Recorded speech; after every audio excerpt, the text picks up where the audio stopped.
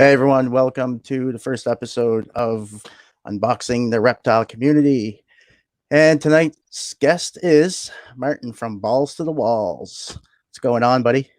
Hey guys, hey Mike, thanks for having me. No problem. Thanks for coming on. Um, Before we I'm get rolling excited. here, I'm just gonna let our audience know that they can ask questions and comments, and I'll pop them up on the screen here, and we can go through them as they pop up. So, Will I be able to see the chats, or you're probably the only one that can see them? Or if you can't see them now, then I'm the only one that can see them.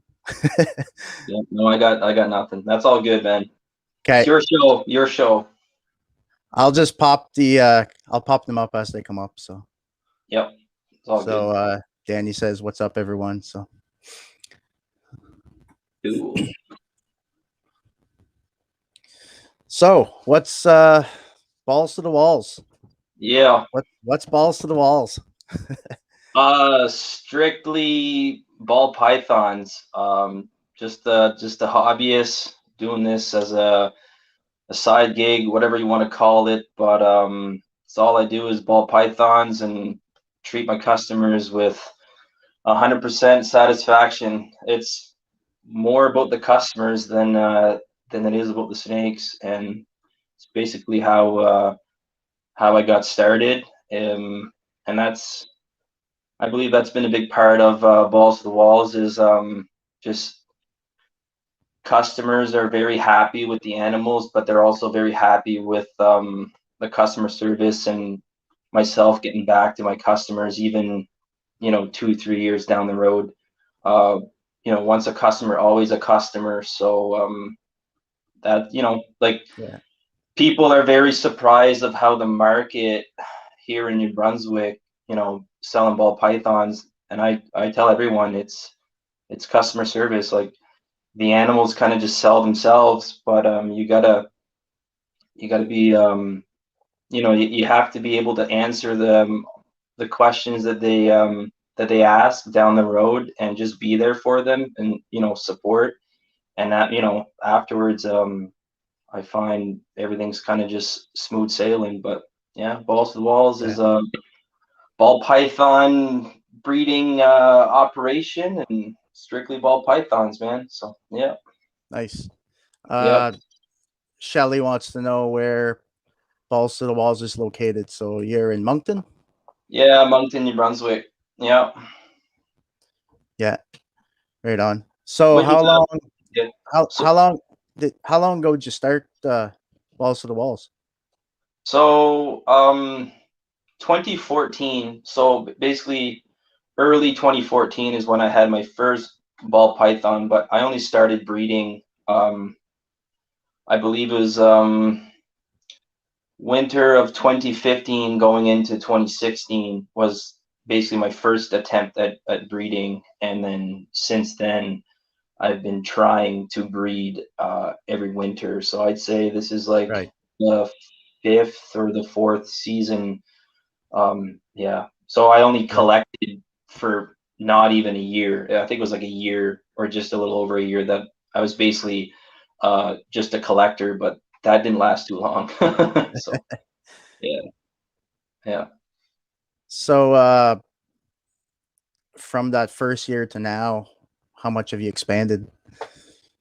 Um, I've got a total of 40 ball pythons right now. My ratio is 10 males to 30 females, um, which I believe is a pretty good ratio. Yeah. I started off, like I said, with just one, and I think within the first year, I think I had about three, 4 or 5 or something like that, and all of those were just pets, like And then after a year and watching YouTube videos and just googling some stuff, just all in regards of ball pythons, is actually kind of it's kind of the wife's idea, believe it or not. She's been a big support of Balls to the Walls, and she's kind of the one that wanted to get into breeding, and I wasn't really having that. I wanted them as pets only, and I just thought it was too complicated. And it's weird. I'm like that with everything. If I think something's complicated, or I I try to avoid it, like I put it on the back burner, and I didn't want to like dive in. And Yeah. then I got talking to Trent Stoddard. Shout out to Trent from East Coast Exotics.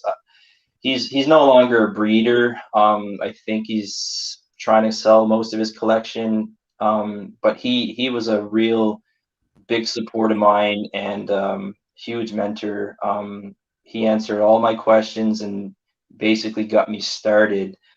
And from there, it's been, I've had some ups and downs, and it's not easy peasy. You got to really put in the work, but they're not a real hard species to get breeding, so they're very successful. So yeah, so basically I got 40, and I think it's gonna keep growing, but at some point I gotta put a stop to that because my space is very limited, very very limited space. So yeah. Yeah, I know that feeling. I'm at that same point right now. I'm trying to Yeah. put an ad on this year, so let's see what happens. And what's that? You're trying to what? I'm adding on to my shop like double the Oh, size, or hoping to anyways. I haven't started yet, but it's just the cost of building right now is through the roof. So yeah, the price of lumber is retarded, man. yeah, Retarded. so I've been kind of putting it off, but yeah, I'm gonna have to do something because I need room. So Yeah, I'm very limited. Like I gotta this room that I'm in now is the snake room, and it's only like 9 by 9. Um, what happened was, long story short, my basement was finished when we bought this house 3 years ago, but it was just one big room. So last year I decided to add on some interior partitions. So I made up a living room, playroom, because I got kids, right? One of them's 3 years old, the other one's turning one at the end of the month. So I'm really busy. But so right now that's a playroom, and we built a spare bedroom, and then this 9 by 9 room. I planned everything out before, so there's a shower drain, there's a toilet drain, and there's running water like a vanity in this snake room. But obviously, like, the shower's not in and the toilet's not in, but I do have a sink. So if ever we go to sell the house down the road, it's not just your 9 by 9 room, because you can't yeah, have a whole lot in a small room like that. So technically it's a bathroom. So it's yeah, bathroom ready, and it's got in-floor heating, and it's the only means of heating in this room is in-floor heating. So yeah. So yeah, yeah. I yeah, remember seeing the posts you were putting on Facebook when you were doing your renovations there, or Instagram. yeah, it was exciting. I got it all done. This was like during COVID. I was supposed to go back to work in like March or April, but that got pushed off. So I was off to like the end of May. So I kind of hammered down, and the wife was pregnant too. She was like 38 weeks pregnant, and wanted to get everything done before Benjamin was born. But unfortunately, Benjamin was a little early, so I still had some time work to do and stuff. But hey, it's all good. So yeah, Yeah, yeah, right on. yeah. So what's you got any eggs cooking now? Just the one clutch, to be honest. From a cinnamon het pie to a pied female. Seems like I've had her forever, and finally she decided to delay a clutch for me. And I've just noticed, out of the 5 eggs, there's actually 2 of them that are already going bad. I think the veins were a Uh, little weak, and they're yeah, the eggs kind of look like they're mostly just yellow inside. I think they're dying. So not a real good start, but it is what it is. I mean, I'm yeah, not upset about it. You're gonna have ups and downs, and this to me is just another reason why uh, you're gonna, if something happens this year, you're just obviously gonna look forward to the next season, and that's how it's been since the beginning. Like, you have one clutch, then you have 3, then you have 7. It just keeps multiplying. So just keep plugging away. But I got about four females actually that ovulated or already had their prelay shed. So it's going to get pretty busy here. I've got one due to lay on the 24th. So I got one due to lay in 4 days. Few days, yeah. And I got another one due May 9th. And then I've got like 3 that are in ovulation right now. So usually, yeah, it's going to ramp up probably in the month of May, month of June. So yeah. Yeah. Yeah. Right on. So, Any special pairings you're looking forward to, or? yeah, I'm quite invested into some pies. So I'm looking at my board. I have a board on the wall with like all my pairings and stuff. I try to be real organized, and I've got about seven out of 15 of my females are either gonna like basically I'll have visual pies or they're all gonna be 100% hets. Right. But I'm really passionate about the vanilla gene. So I've got some vanilla mixed in with my pies. My breeder male is a Pastel Vanilla Pie, so I've used him to 4 of my females, and 3 of them have ovulated, and the other one is like really due to ovulate soon. So I'm really happy I was able to use this powerhouse male. Last year I tried to get him to sire some clutches, but didn't quite work out. So this year yeah, man, he redeemed himself. So yeah, heavily invested in the pie. Like I said, I want to get vanilla in there as much as I can, but I also got a shot at Super Vanilla Pie, which is a dream snake of mine. I think I don't know, like I'm hoping I can hit it. It's a long shot, but Yeah. yeah, I'm What's the very odds? invested. Do you know what the Um, odds are? it's I'd have to calculate. I think it's 1 in 16. It's not actually bad. Like it's Yeah. a pastel vanilla pie to a vanilla het pie. So 50% of the eggs should be visual pies, and then I got vanilla on both sides. So I think you're looking at 1 in 16 for the super vanilla pie. If you guys Could be go worse. check, if you guys go check Constriction Addiction, his name's Daniel Allison. He's been working that project for 3-4 years now, and he's got yellow belly in there too. So super vanilla yellow belly pies, and they are gorgeous. They're stunning. So there's not a whole lot of super vanilla pies out there. So vanilla is kind of underrated. So I've been trying to expose that gene. Like I said, I'm really passionate about that gene. So I've got quite a bit of vanilla in my collection.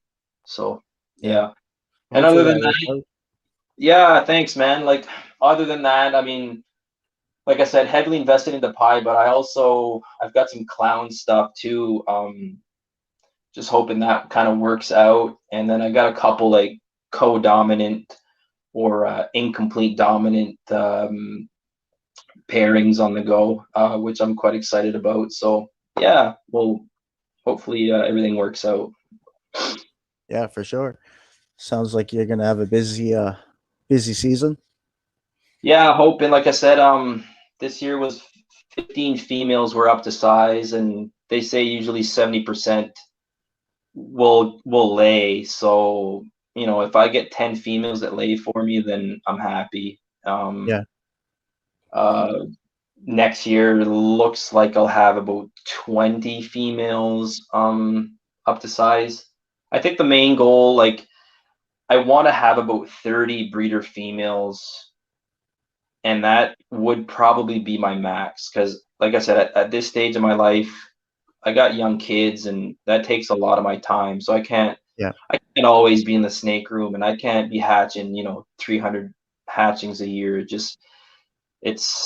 It's not going to happen. I mean, I don't want to be away from my kids. So, and when it's hatching season, you probably know with your geckos, it takes a lot of your time. So to me, if I have like 30 breeder females and on average, like 22 to 25 of them would go, and they average like 6 eggs per. Well, you're looking at 150 babies, and that to me would be probably my max at this stage in my life. So the goal is about 30, and I think I'll reach that within a couple of years. So Right. yeah. So is that like maybe give us a bit of a rundown for those who aren't familiar with the ball pythons? Is that an average clutch like 6 or? Yeah, your average is 6. You'll have some as low as like 3 to 4, and then you'll have some monster clutches. I've seen, I think 15 from I think it was like Gavin from Balls to You out in the UK. Shout out to Gavin, but I think he had a 15 egg clutch last season, which was monstrous. Yeah. And we all hopefully we all know who Jeremy Como from Tom Nick Reptiles. He's got a real good start to his season. He hit 2 clutches that were both double digits. So one was 11 eggs, the other one was 10 eggs, and then he just had another one lay for him last night with 8 eggs. So that's really good, really, really good. So, but yeah, your average is 6, anywhere from 6, 7, 8, and then anything over like 8 or 9, they're either really big females or the male is very fertile. Like yeah. So there's really no control over that. Some of them will Yeah. slug out, and it all depends, right? So Yeah. Yeah, I yeah. seen Jeremy hitting those clutches there. So Yeah. I'm Jeremy, jealous. you're coming up on the show here, so get ready if you're watching. Yeah, Jeremy's my main man. He's my bro. So shout out to him, man. He's doing some good stuff. So I'm happy. Everything's working out. He's hit some monstrous clutches. So like I said, I'm jealous. I've yet to hit a double digit clutch ever. Like, so I'm hoping this season is the season, and it looks promising. I got some big females that are ovulating, so hopefully I can hit a 10 egger. Yeah. Right. Shelly has a question. She wants to know if ball python eggs are temperature sex like gecko eggs are. No. Shelly's a gecko breeder. Rosemary Reptiles out in Quebec. Okay. Um, Unfortunately, no, and that would be a fucking game changer. Sorry for the language, but yeah.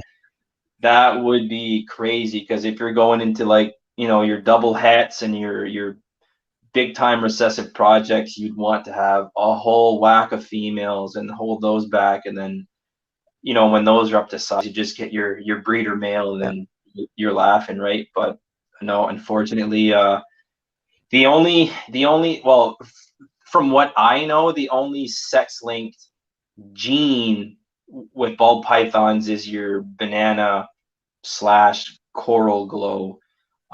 They have like, you can have male maker males and then like female maker males. So like, if you're using a male maker sire and he sires a clutch for you, all bananas in that clutch would be males, and the non-bananas in that clutch are automatically females. Now, that is accurate to about 95% of the time. That's what they say. You will have about a 5% chance of possibly hitting a female banana from a male maker male. And then if you have a female maker male that sires a clutch, then technically most bananas in that, or I think 95% of the bananas in that clutch would be female bananas, and then non-bananas would be males. And so you can definitely use that banana and core glow gene to your advantage on both sides, with a male maker and a female maker. So yeah. Right. Yeah. Right. So I'm not really familiar with the ball pythons, but is there certain morphs that, let's say, the females are infertile? Because I know for leopard or fat tails and some leopard geckos too, actually, the females are infertile. Like, Yeah, there's the one gene called desert, not to be mistaken with desert ghost. Just your typical desert gene. Those females cannot have viable eggs, and it's been proven time and time and time again. So like the desert gene is a dead gene. Like nobody is investing in that project. And I wasn't in the ball python hobby back then, but when that first started, like when that gene was discovered, the desert gene, it went for a lot of money. And there's a lot of breeders apparently that invested into the desert gene and lost a lot of money because they didn't know at the time that these females could not lay eggs. They just weren't viable. So yeah, so now the males are like the only ones that you'd want, and now they were like selling desert females as pets only, and then the males are useless. I mean, if you know what I mean. So yeah, that went crashing really fast. Apparently, like I said, I wasn't present at the time. And then your other one would be caramel albino. They can have viable clutches. I don't work with the project. I've a very, very nice color mutation, very similar to like toffee and similar to ultramel, mostly ultramel. Ultramel and caramel albino are very, very similar. And now people have switched from caramel albino to ultramel, and ultramel, those females have no issues whatsoever, but they did discover with the caramel albino that some females could not, once again, have viable clutches, and there was kinking issues as well with some of the hatchlings. So like, kinked spine, and yeah, just over and over again, and then slowly that gene also started to crash, and nobody's really working with the caramel albino. They've yeah, all switched over to ultramel, and I think personally ultramel looks a little better. Like the colors are a little more vibrant, and just overall better look. So yeah. yeah. It must be a caramel thing because like the same thing with the fat tails. It's caramel albino. They're no Really? good. Like, yeah, they're infertile. So Wow. Yeah. I don't know. Like I said, I know nothing about geckos and tarantulas, and like it's weird. I dove into ball pythons, and that's basically all I know. Like I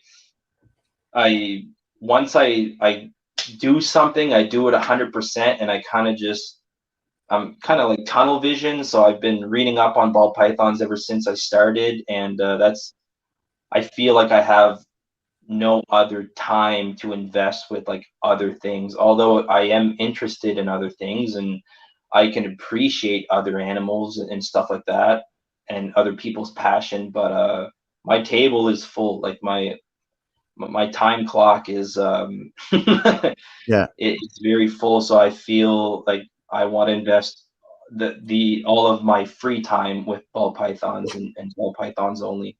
But right. yeah, that's weird. I didn't know that. So caramel albino might be something genetic that, yeah. Yeah. Shelly has a question. She wants to know if there's a particular morph that is currently really sought after more than others. There, Or there's a few. If we're diving into like recessive genes, here in Canada, puzzle is just booming with lots of potential and great. I don't want to talk numbers, but it would be a great investment for someone to jump into the puzzle gene. Um, Ultramel is kind of hot too. Pied has always been and will always be a hot commodity. I think Pied, a 10-year-old kid be looking at a Pied snake and think it's probably the coolest thing ever, right? So yeah, Pied seems to please everybody. Clown is huge. Clown is probably the biggest recessive gene worldwide right now. There's a lot of people invested into clowns. they're basically everywhere, and they're phenomenal. It's a pattern mutation that doesn't even look anything like a ball python. Like, it changes the pattern drastically, and that's why people are playing with that gene quite a bit. And puzzle is very similar, not similar to clown, but it's very similar in the fact that it changes the pattern a lot, and that's what people are looking for. They're looking for the next big thing, right? Because there's also color mutation, but with, you know, color mutations are cool and everything, but like, if you can change a pattern, like, Yeah. that's insane. And then they add color to that, so it's endless, endless, endless. But Yeah. yeah, I take clown, puzzle, desert ghost, which is also known as DG.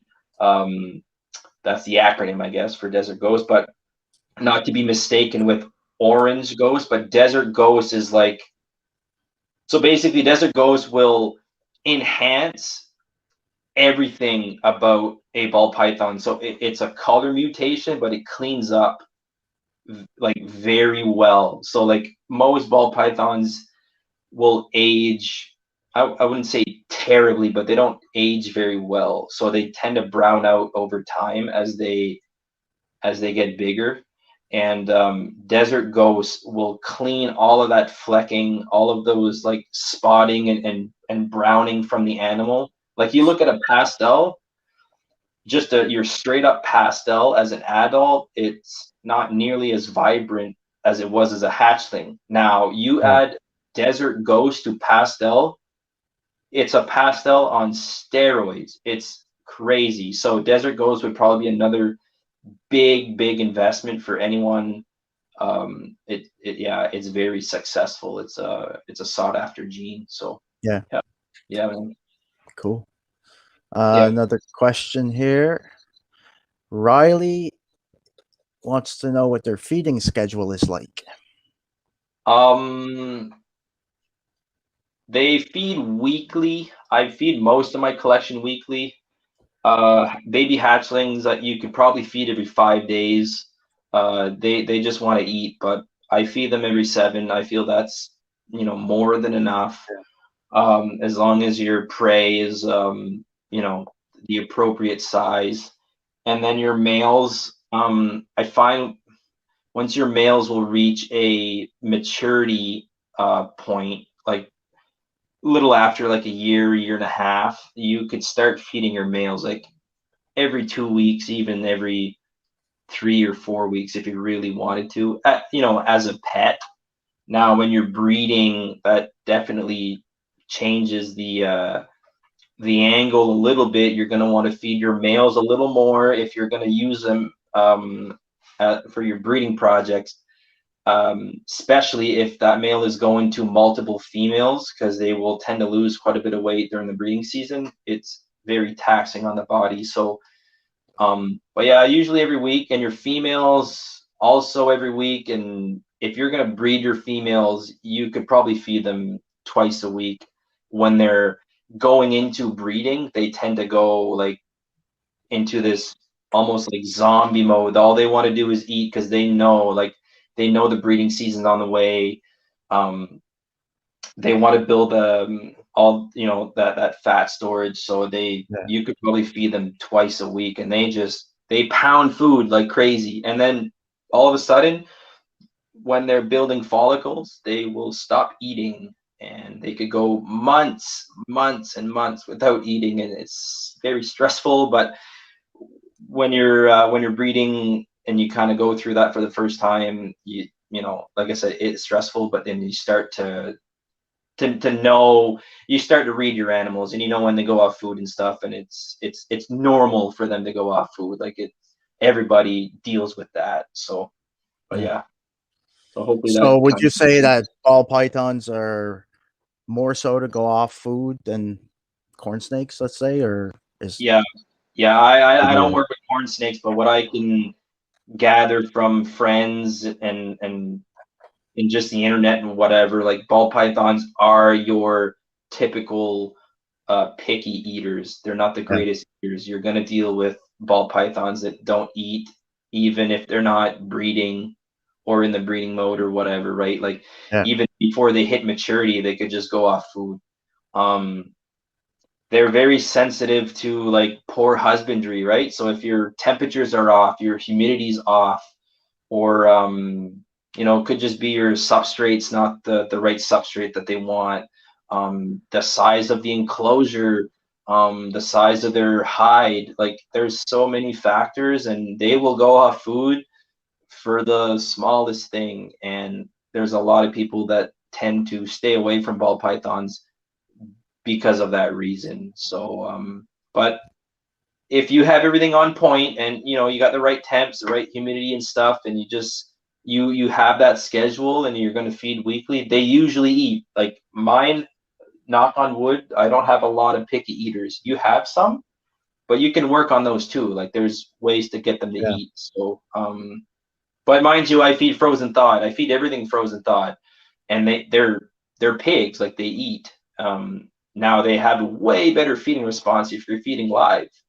So means I'm doing something good because they're eating very well, and they're all on frozen thawed. I might have like 2 or 3 out of like 40 that are on live or fresh killed. So and then eventually they will switch over to frozen thawed. But yeah, they are picky. They can be a pain. Yeah. Yeah. Yeah. I've got a Saharan sand boa that's hasn't eaten in a while here, so I'm starting to get Really? stressed out over that. Yeah, when you start seeing them But, like losing weight and stuff, it's not fun. yeah. But Yeah. there's another question here. Shelly But wants to know what's your view on breeding the spider morph. here's my inspiration to you. I have spider in my collection, and I don't work with it a lot. Like I'm not gonna breed the hell out of spiders. It's not my main focus, but I do have some, and I think I'll always have spider in my collection. Um, I know there's the head wobble, and there's a lot of controversy surrounding that specific gene, but I don't know. I breed them. A lot of people do. A lot of people don't.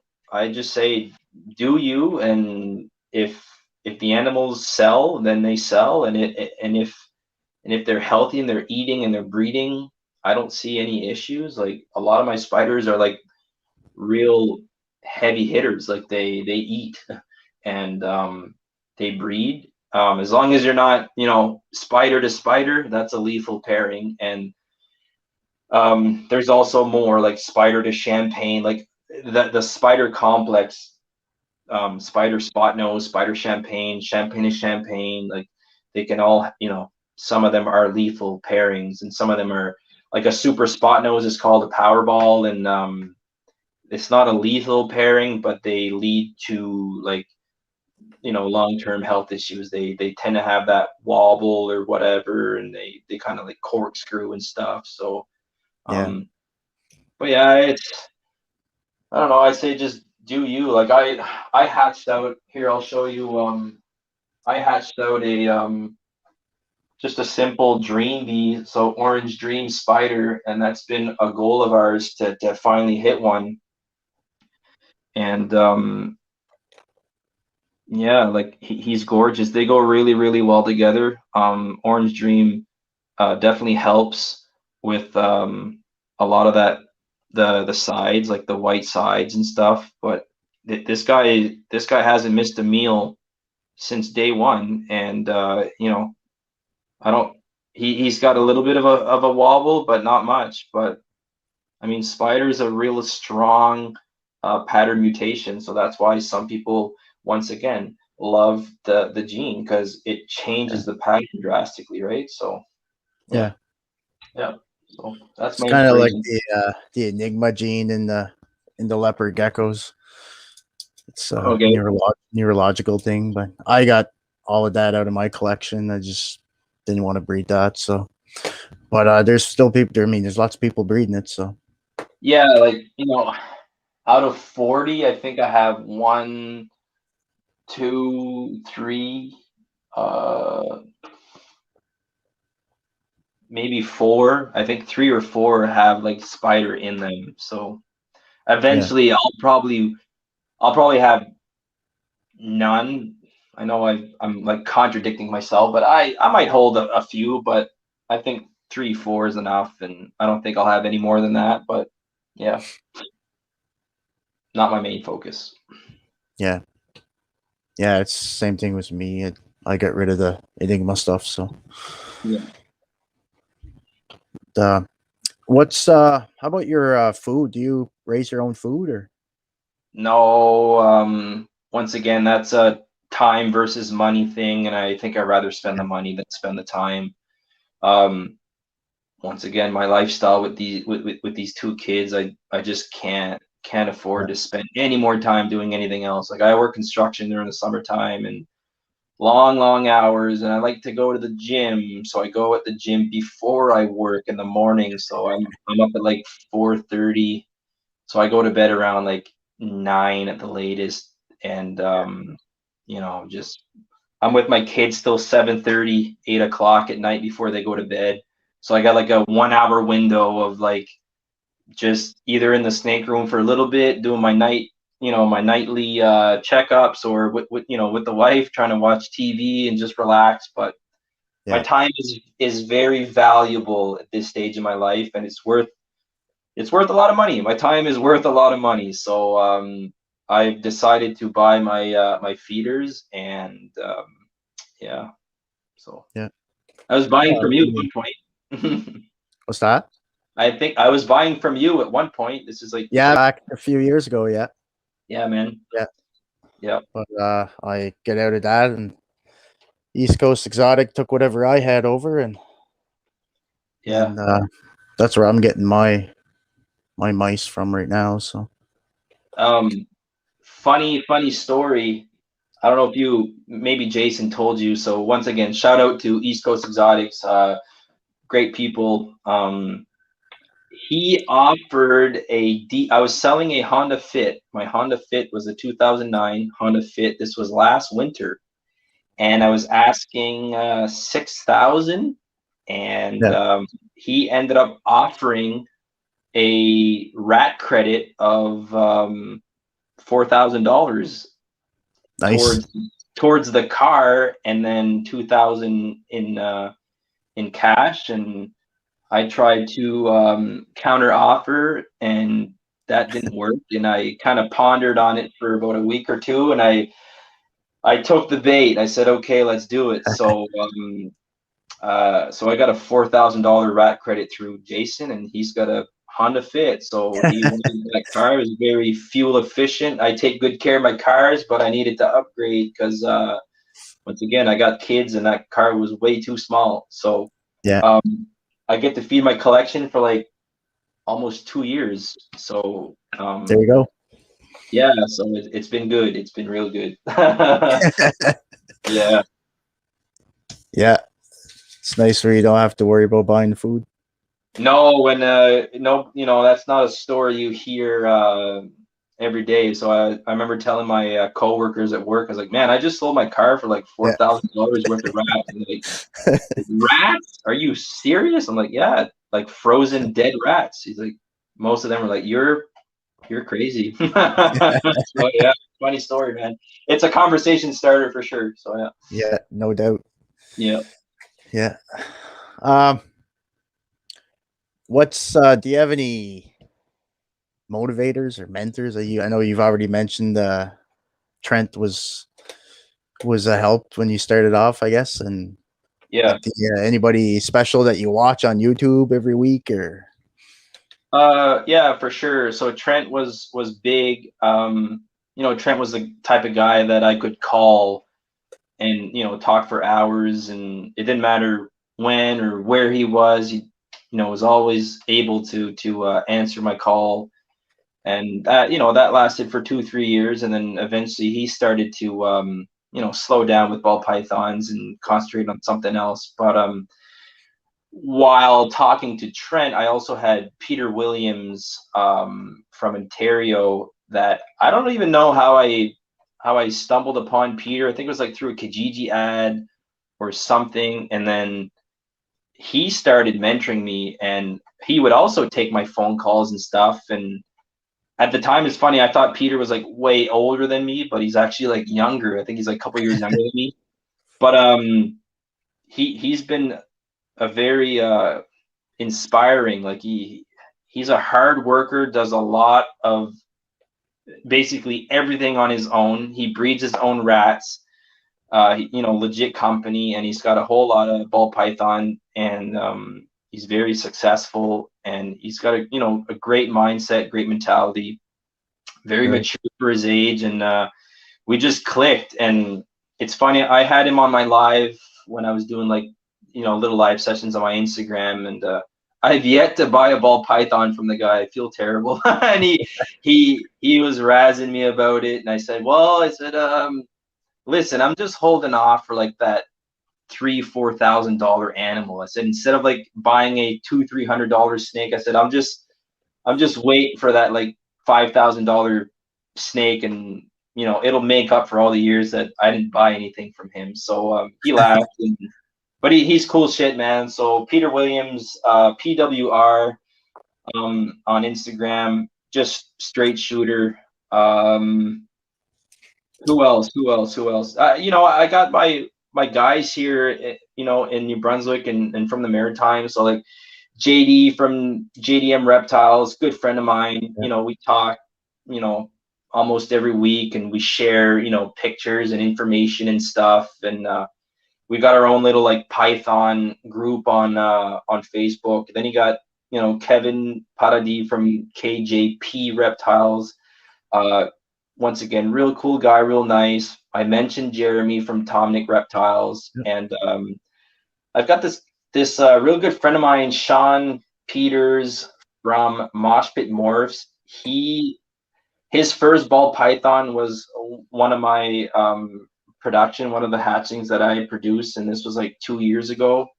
And I think the guy's got like 20 already, and he's like, yeah, he's very addicted. Started off as a collection, and now he's breeding. So this is his first year breeding. So go give him a follow. But Yeah. he's been good. They've all been real good supporters of Ballz to the Wallz. But as far as like me looking up to people, I'd say Peter has been real big, and Matt Quinn is another guy I want to mention. He's like he's a mystery. That guy's a mystery. I don't even know what he does for work. I don't even like, this guy is a mystery, but he's so knowledgeable with not just ball pythons, with like everything. He knows all like the the the different terms, and his vocabulary is like out of this world. He knows a lot about like any health issues with just animals in general. He's almost like a vet. This guy is so smart, and so passionate about what he does. And the coolest thing with that guy, um, he will make you feel like you're $1 million. Like if you're working on a normal to a NG pairing, like your basic pairing, he's like hyping you up, man. You know, best of luck. I hope you hit some NGs and you're doing great. He's awesome. He's very positive, and he's been a good guy to have on my side. I'm thrilled and honored to be able to call this guy my friend. He's also from Ontario. He had Instagram, but now it keeps like going off and on. He was known as Liberty Trust, but yeah, Matt Quinn. And then you got your OGs, like, you know, Billy from Mutation Creation. He's real big, like real Everybody big. knows Billy. Yeah, and you know, you got Wilmer Rose from Royal Canadian Reptiles. He's also a real big breeder, and he's stepped up in the last like 2 or 3 years. He's phenomenal. That guy's got a crazy collection. There's a few, man, like, you know, ballistic ball pythons. There's a whole whack of them. There's a lot. Yeah. There's Canada's got some big breeders. So, and Yeah, then for sure. and then you got like your YouTube like celebrities, right? Like the guys that are really, really big in the hobby, like Miguel Garcia from Always Yeah. Evolving Pythons. Yeah, he came in like a tornado in the hobby, doing some good things, and you know he looks like you know he's a real good guy, right? Yeah. And then you got Justin, which is I personally think this guy's the king of the ball python industry. So Justin Kabilka, JKR. Yeah. I think everybody looks up to that guy. Like even Miguel and all these other big breeders look up to Justin because yeah, his vision, and he plans everything out like 2 3 years like down the road, and he's producing and creating these amazing animals that nobody ever thought possible. And another guy would be Ozzy. There's so many people, man, but yeah, Ozzy Boyd's. So everybody knows Ozzy. I think Ozzy and JK are like the probably the top two for sure, and he's known for his Orange Dream stuff. So go check Yeah. out Ozzy. I'd say his collection's probably just as crazy as Justin's and Miguel's and Will's and stuff. So yeah, they're all heavy hitters, man. One day I Yeah. might be here, not now.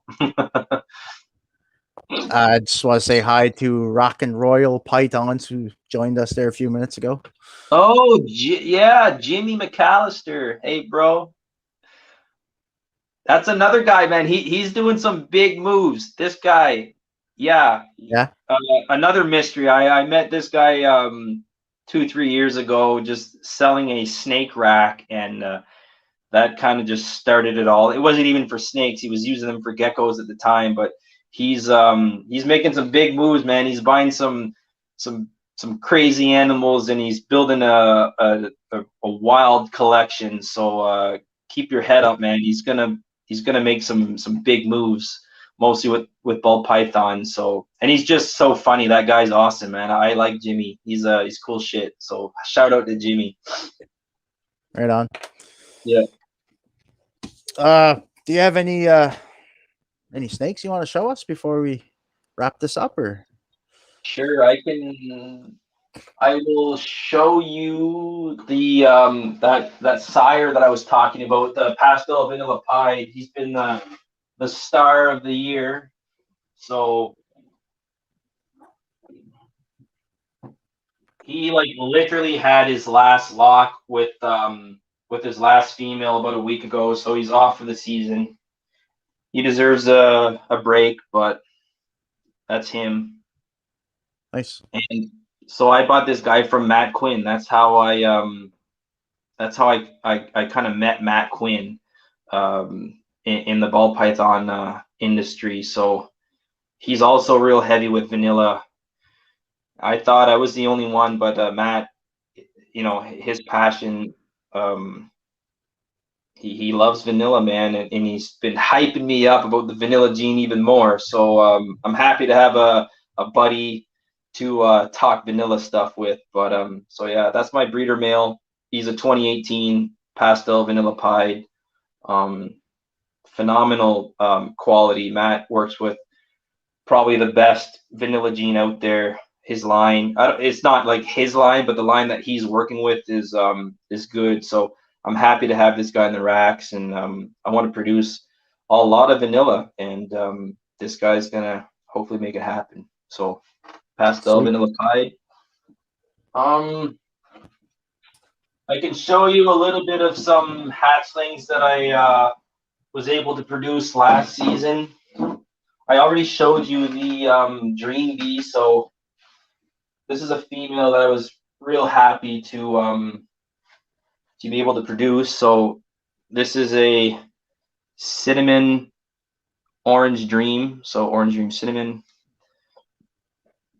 female, phenomenal eater. I don't know why, but cinnamons tend to be real feisty. All of my cinnamon stuff are like almost angry, like they eat really really well. So I don't know if It's a it's nice looking snake. yeah. I love cinnamon. I love what Orange Dream does to cinnamon. That tail is wild. Yeah. The colors on her are just they're yeah terrific. When that crawled out of the egg, I was very very happy. Um, And then last year I was unfortunate, but kind of fortunate at the same time. I hatched a one-eyed snake. So I can maybe show you. That's the side that doesn't have the eye, Oh yeah. and then this side, you know, you can see the eye there. So, um, she poked her head out from the egg, and her eye was like literally hanging off almost. And I was like, oh my God, like I didn't know what to do. And I think within 24 to 48 hours, that eye was completely detached. Hmm. And I called my good friend Matt Quinn because he's like a doctor. So he Yeah. just told me to spray some peroxide on her and keep her on paper towel, and I think it was spray peroxide every 24 hours for like a week or something, and then it Yeah. just healed on its own. And you know what? With one eye, she's a real good eater. Like they probably have like more intensified heat pits or something, and she's been a Yeah. terrific eater of mine. But so this is your cinnamon spider. So they call these cinnabees, and she's a pos het pied. So I'm gonna hold her back and see if I can prove that out to be hopefully het for pied. So Cool. yeah, KJP Reptiles just joined us. who? Oh KJP. yeah, awesome, Kevin. Yeah, hey man, how's it going? Also making some big moves. This guy building a collection of pure power and some good quality. Like he's got some good quality stuff. So definitely he's gonna make a splash for sure. Yep. Yeah.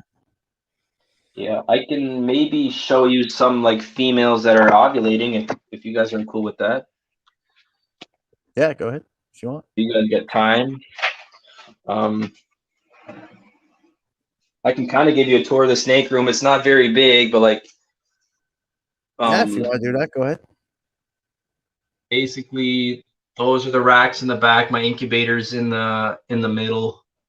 That rack there is breeder female, and then that rack there has also breeder females, but like grow ups and breeder males. And then that rack there would be all of my some production from last year and some animals that I bought from last year as well. And then you got my sink. Happy to have running water in here, and that's it. Like this room is very small, but I just purchased some ARS racks, so these racks are long gone as of like next month, Yeah. and I'm gonna have ARS racks on both sides, and I can have more animals basically with the same amount of space. So I've got 9 and 18, so 27, and then this rack's got about 14.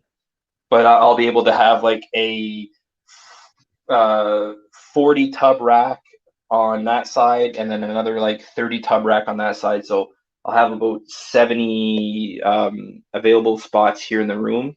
So almost double.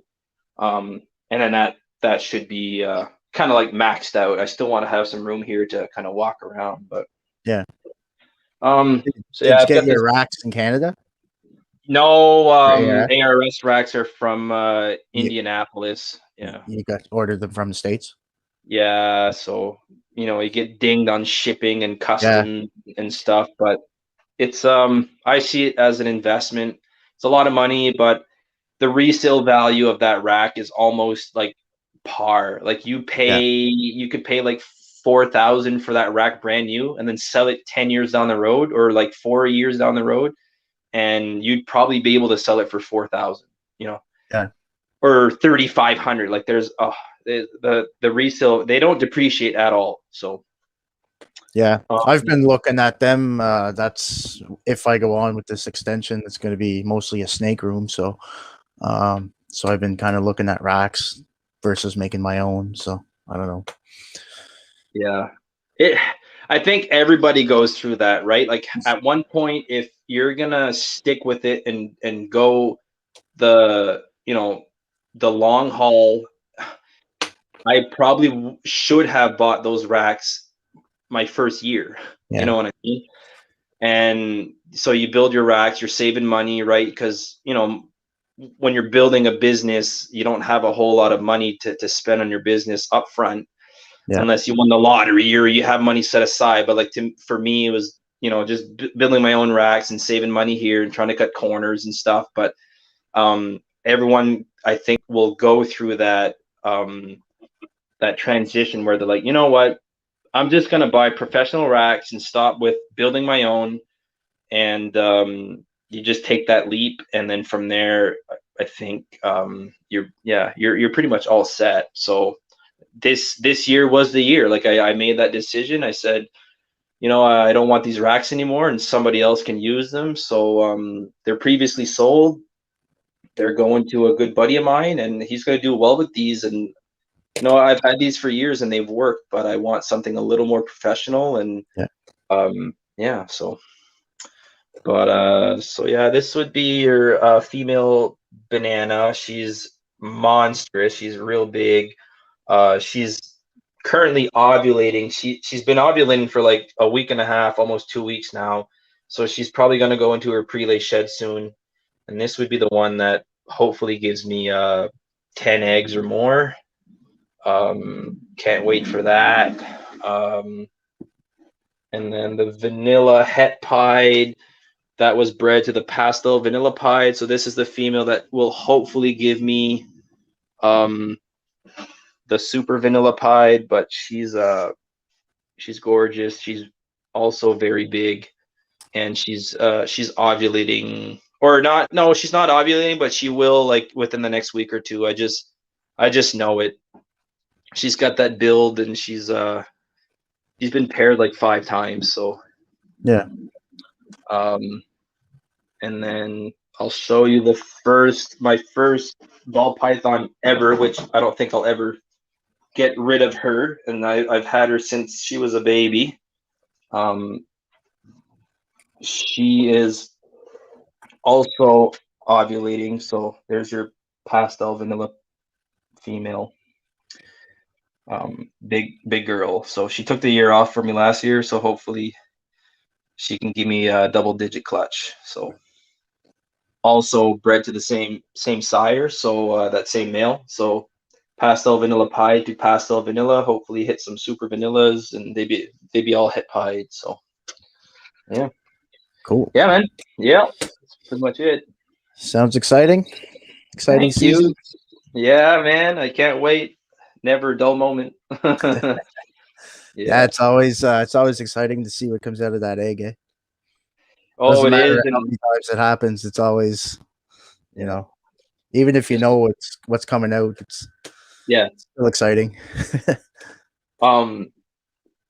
It's funny. I never even mentioned this guy, Mark Mandick. You guys go check out Mark Mandick. Marcus Jane. He another big hitter in Canada. He's in Ontario, but Mark Mandick said he said it very, very well. He said ball pythons, you never have, like, you always have something to look forward to. If it's when it's the breeding season, you're looking forward to, like, you know, opening those tubs and seeing those tails locked together, and you're prepping for your breeding season. You're getting those pairings ready. You have your sheet, and you've got all your pairings figured out. You're planning everything, and then they're starting to lock for you, and that's exciting. And then afterwards, you're looking for ovulation, so you're looking forward to that. And once they ovulate, then you're looking forward to them laying eggs. So you're still very excited about that. Then they're in the incubator, they lay eggs, and then you're waiting like 60 days. Then they hatch, and then then you get to see what you've hatched, and you hold the ones that you're holding back, and then by the time you know it, like when hatching season's done, you're already prepping for your breeding season. Like it's nonstop. And then that's also exciting because you got females that you've been waiting 2-3 years to grow, and they finally hit that size and weight. And like I said, Mark Mandick said it the best. You just never, you're always looking forward to something with these animals, and the potential is unreal. The possibilities are endless. There's so many genes, so many different colors and patterns to work with. You can I think Will Moreau said there's like 10 billion possibilities with all the genes that's at play. There's like 10 billion. I don't even know what the number is, but there's a lot of snakes that you can make that are different. And yeah, I'm happy to have you in the train, the ball python train. That's cool. Jared was like, man, Mike, I think Mike's getting some ball python, so that's pretty cool, man. So happy for you. I'm getting ball pythons. I thought you were, or you had Oh, ball python. No. no, no. I'm gonna leave that Ah, to you professionals. ah. But you did get into snakes though, right? Yeah, I got it. I got Okay. some corn snakes and sand boas and rosy boas. Okay. My bad. So I that's for some odd reason I yeah. thought No, you. there's enough people doing the ball pythons that are a lot higher up in that than me, and Yeah. I'm not getting into that. So my focus is still on the geckos. I just getting into a few snakes to throw something Change it in up. there to Yeah. but How many females do you have? Like gecko females that would be breeder size? I think there's, I don't know, around 60 or 70 females that I bred this year. Wow. So Yes, sir. I'm hoping to get around 500 eggs. Oh. That's what I'm aiming for. So last year was 300-ish.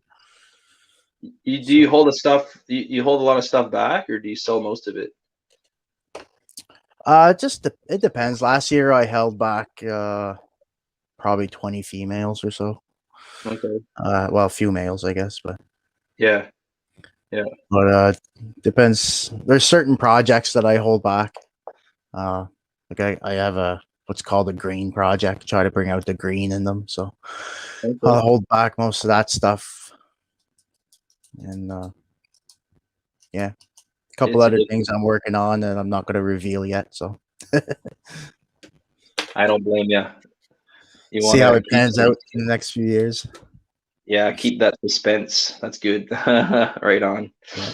Cool. No, for some odd reason I thought you were into ball pythons. I don't know why, but there's a lot of us out there, so yeah. Yeah, it's just, I'll leave that to you guys. Yeah. Question for you here from Rock and Royal. Okay. Have you had a chance to use the Da Vinci supplement? Yes, I have, and here I'll show you the bottle. You heard of that, Mike? Did you? Or I haven't. No. No, I don't think I have. okay, so buddy goes by the name Da Vinci Boa on Instagram, and Billy uses it, and he had a YouTube video out, let's say about a month ago, and you can like give this supplement to your snakes, and it'll get them to eat if they're off food for a long time and you just can't get them to eat, or if they've laid eggs and they're not back on food yet, and they need to start eating because they're very, very small and they've lost a lot of fat and a lot of energy, right? But Yeah.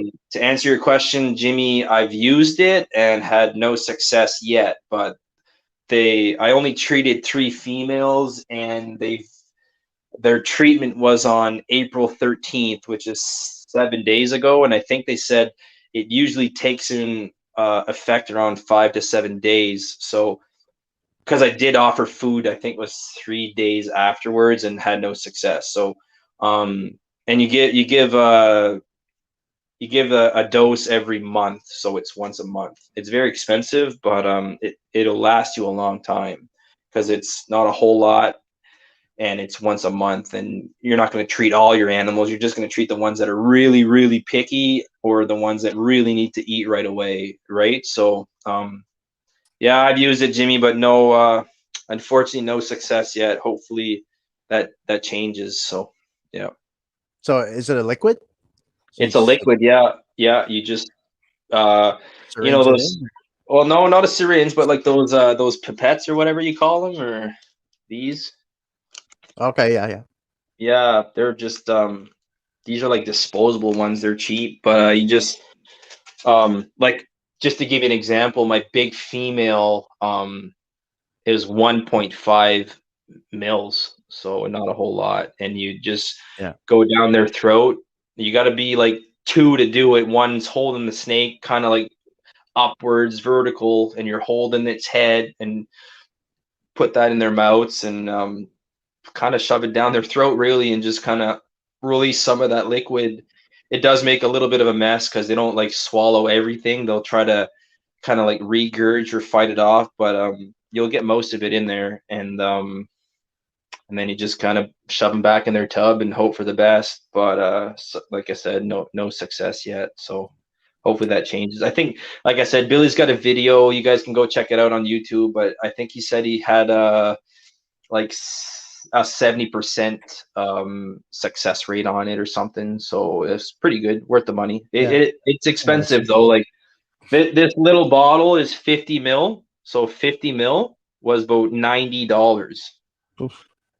Yeah, you can. Yeah. So but you know, like But if I'm it using. works, Yeah, if it worked, then awesome. And it's only 1.5 mils at a time for these females that are pretty big. So yeah, I think you can, with 50 mils, I think you can treat, if you're looking at the recipe or like your proper dosage, 1 mil will treat 1 kilogram of like body weight, right?